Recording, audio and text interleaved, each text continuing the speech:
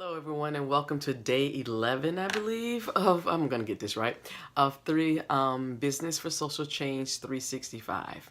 And before I start, I want to say, okay, Instagram people, I'm trying to work on giving you some unique content so that, because you can only use the link that's in the bio, but the link in the bio goes to the YouTube channel where you can watch a whole video since you can only watch 1 minute of the video. So that's for Instagram people.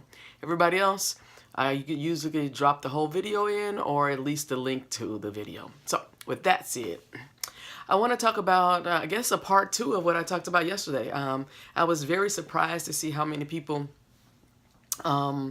were interested and have been engaging with me since yesterday about the excuse me, the STEAM conversation I started yesterday with our students. I had spoke at a school yesterday. I spoke to 3 different classes about, and they're in a STEM program, certified program, but to me, I need to be honest, you know me, I'm going to be candid.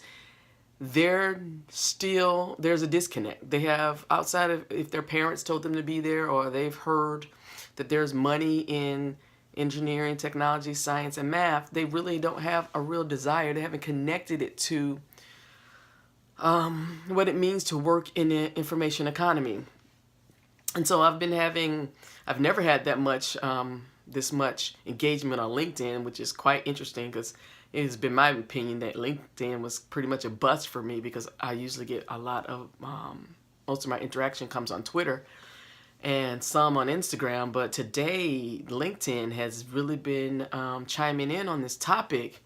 And how this relates to Business for Social Change is the fact that if we don't have a well-rounded, educated workforce or generation of young people coming out of school who understand the value of being able to problem solve, the value of critical thinking, the value of being all right with living with mistakes, because that's how it is in the real world. That's all I talked about yesterday, how school is an artificial environment. That's all I talked to them about.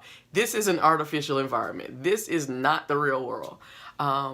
No one, unless you're, getting an advanced degree or whatever, no one's asked me about my GPA beyond college, except to get in my other programs, but not a job, because what employers want is somebody who can demonstrate knowledge, not that you can, your GPA, your what you score on a test. Excuse me, I'm struggling here because yet again the weather's changing and my sinuses are just acting crazy. So I talked about that. I talked about them getting comfortable with being uncomfortable, because in the information economy, it is necessary for them to get used to being flexible and being able to adapt in an ever-growing, ever-changing, always accelerating pace. But in schools, they don't change. Change doesn't happen like that. They're actually, and you know it because you were in school, you're punished for making mistakes. Your grade point average goes down, you fail tests or whatever. So they aren't used to the concept of making mistakes. They think mistakes are a bad thing and very few people do them, but we make mistakes every day in the business world, in our jobs. It's about making mistakes that we can learn from. Particularly as an entrepreneur, you have to make mistakes because you have to know, okay, this didn't work, but that doesn't mean that it's a bad idea. It's just maybe that you had the wrong, you're going after the wrong customer, the wording was wrong, the A/B testing would tell you, all these different things that we need to use to improve our products and service, to make pivots, to do whatever we need to do. Our young people are taught that these things are wrong. And they internalize it. It's not that it's a mistake. I'm a mistake. I am stupid. I am all these other things. And so that is something else they need to get beyond to be successful.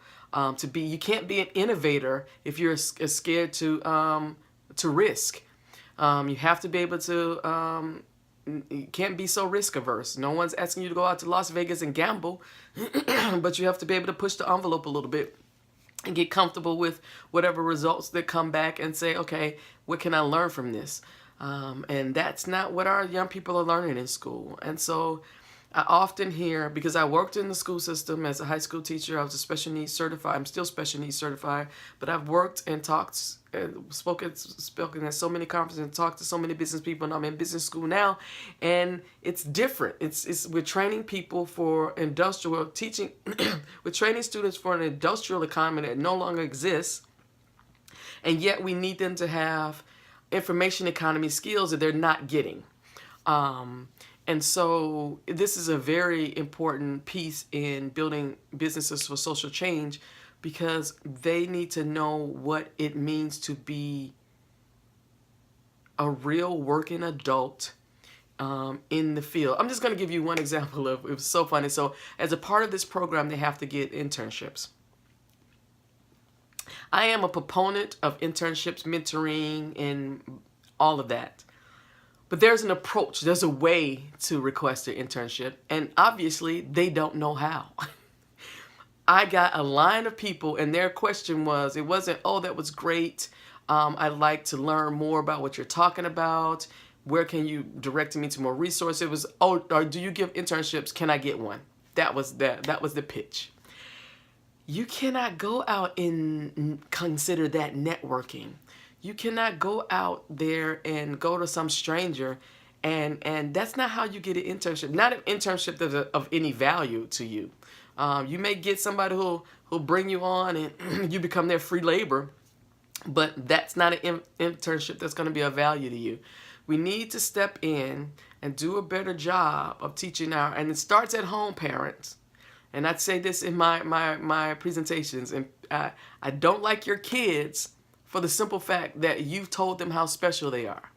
They're special to you, and I don't mean to, you know what, if you get offended, oh well. They're special to you. They're not special to me, and they're not special to other people. What they are, I appreciate them as human beings, but they're not special. We all have to have the skills and talents, but we all have to work to use those skills and talents to our benefit and to benefit others. Young people are of the impression that all they need to do is be special and something will happen to them. So it starts at home by you saying, yes, you're special. Now what are you going to do about that? If you want to be an athlete, you can't sit on the couch and do nothing and play video games all day unless you want to be a professional video gamer. But that takes hours of practice. You can't say you want to be a rapper, but you're not making beats. You're not listening to, you're not creating your own music. You're not writing poetry. You're not doing this, that, just to say, oh, I'm just going to be. This is the culture that these young people have, because often they're not challenged. They're not pushed outside their comfort zone so they can fail a little bit in a safe environment where they can learn from their mistakes and do better. So it starts at home, and then the schools aren't equipped for this. Again, like I said, the model we have for schools, I don't know any schools that are even, and that goes for, I look at Montessori, Waldorf, all these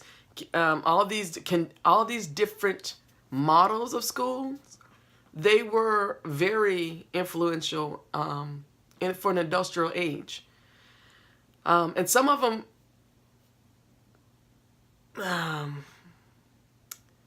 help with exploration and finding your own way of learning. But none of them, but all of them, seem to go back to testing and ranking and mistakes being not the best thing. And that's the problem. That's a problem that I see. Because when these young people get out in the real world, they're terrified. The first time one corrects them, they just go off. They don't know how to, or they go in, they get depressed, whatever. They don't know how to handle failure. They don't know how to handle correction. They don't know how to cope. They're challenged with all these things. And so if we're going to have entrepreneurs that are building businesses that are based on values or building value-based businesses, we need to do a better job of letting them value themselves and their abilities and making that, helping them build those skills themselves so that they can build businesses for social change in ways that are healthy for them and healthy for their communities. So that is what the part 2 of the conversation. I'm just, like I said, I was quite excited but surprised of how engaged the LinkedIn community particularly has been around this subject of STEM and STEAM and educating our young people. So thank you and have a wonderful day. See you tomorrow.